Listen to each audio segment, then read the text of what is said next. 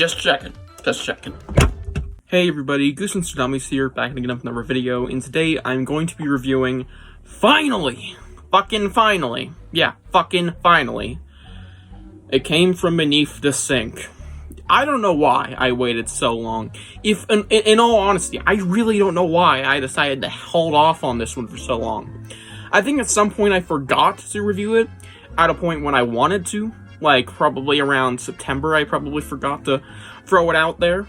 But here we are now. It Came From Beneath the Sink. I don't know why this is one of the final book reviews for the OG series that I'm going to do. I believe there's only 5 that I have to do, and this is one of them. Of all books. And the other 4 are very later in the OG series. So, yeah. This is a long time coming, and I'm finally talking about It Came From Beneath the fucking Sink. Not exactly a popular one. I think this is one of the least popular books in all of Goosebumps history. Its episode adaptation is way more popular, especially since it was one of the first few episodes from the first Goosebumps season. And yeah, we're gonna finally talk about it, so let's dive in. And now for the blurb. Their luck's about to go down the drain. Ha. Haha, very, very fucking funny. Kat and her brother Daniel are so lucky. They just moved into a new house with tons of rooms, 2 balconies, and a lawn the size of a football field.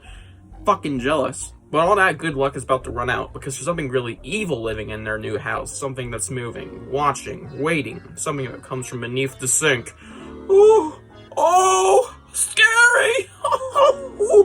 It's a killer sponge. Moving on. I quite like this one, alright? I'm literally quoting my Goodreads review, but I genuinely did.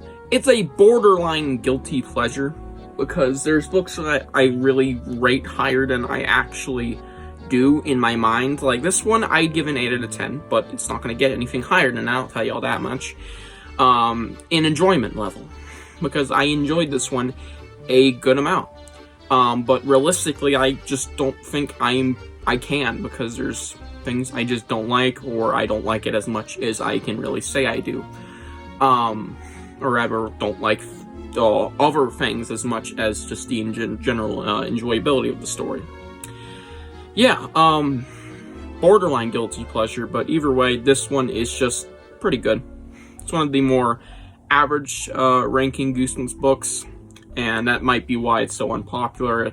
It's got a bland cover art. I'm gonna be honest, this isn't very good. The only thing that's really cool is, like, the eyes and the detail, of course. I mean, it looks like a great piece of artwork. It's just not, like, a most captivating book cover. Alright? This doesn't make me want to read it the second I see it.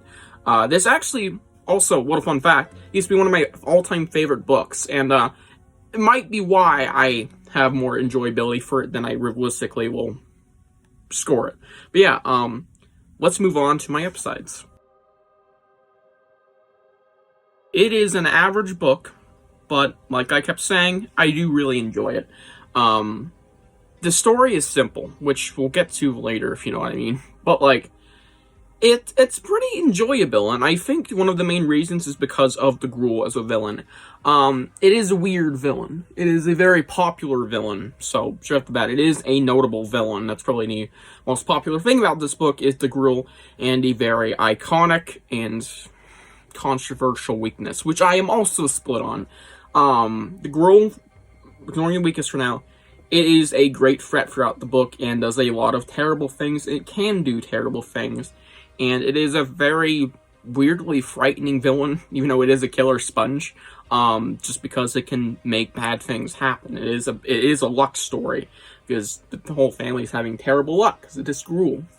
There's an element of death involving maybe getting rid of the Gruel in a certain matter will kill someone.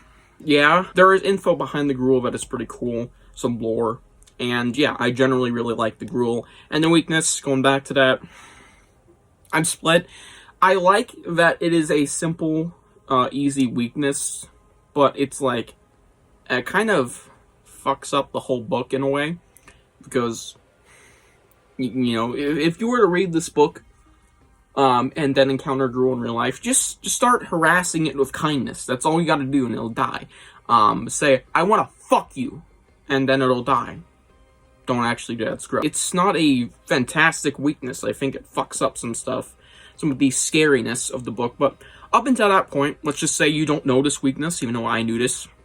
it is a scary villain. So it's more of a laugh-off ending, so that's why I kind of like it, because if you're supposed to not notice.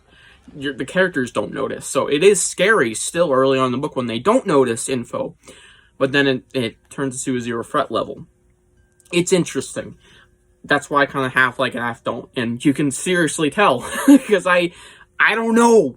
I guess I like it, but I'm more leaning to liking it, but still I just don't really like it all too much, I guess. Yeah, the villain aside, that was half my fucking upsides. The characters are okay, the pacing is really good here, and yeah, I think that's about it. There's also a birthday moment in this book, which is one of those rare instances in the Goosebumps book where there's a birthday. Yeah, I actually just reviewed Chicken, which actually had a birthday scene too, so funny enough. Yeah, I enjoy this one a lot more than I actually rate it, like I said, partially because of the gruel, because I like how scary it is. There's some nice moments between the brother and sister, Kat and Daniel. Cat with a K. And yeah, there's some decently scary bits with the gruel and what it can do. And yeah, it's generally a pretty good book. However, I have some issues. It is a tad bit bland. And that's probably a reason why it hasn't been reprinted. Outside of the horrible marketing idea of Sponge, that clearly didn't work. This was almost a mascot even, and it kind of is, but it's never labeled, so you can guess how well that worked. Apparently the cover art was good enough to be a mascot though, with the eyes, because it was on like 5 hats. Yeah. Clearly it didn't work, the Sponge idea, so this one never got reprinted, and that ties into why I don't think it's very good. It's kind of bland. It's a really bland story that literally only has, the only thing going for it is Sponge, which is a cool-ish idea. It didn't have to be a sponge, for fuck's sake. It could have been soap.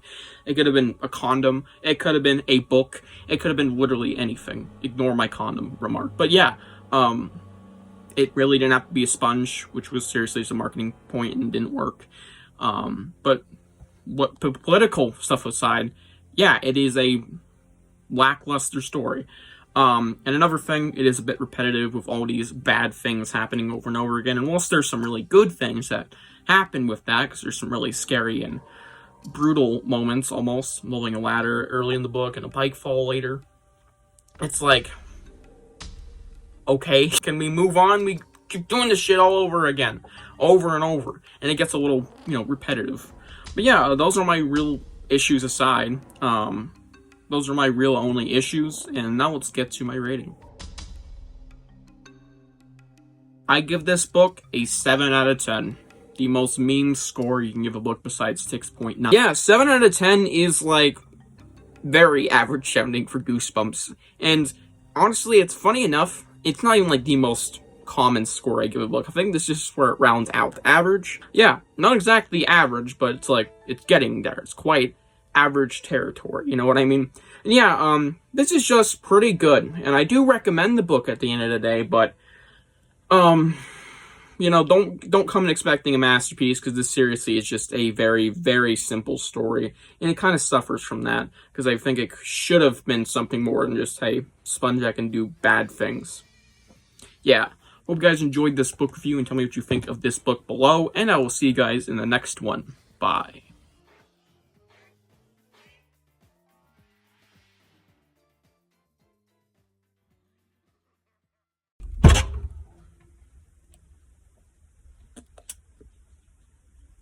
You can never be too careful with these goddamn rules.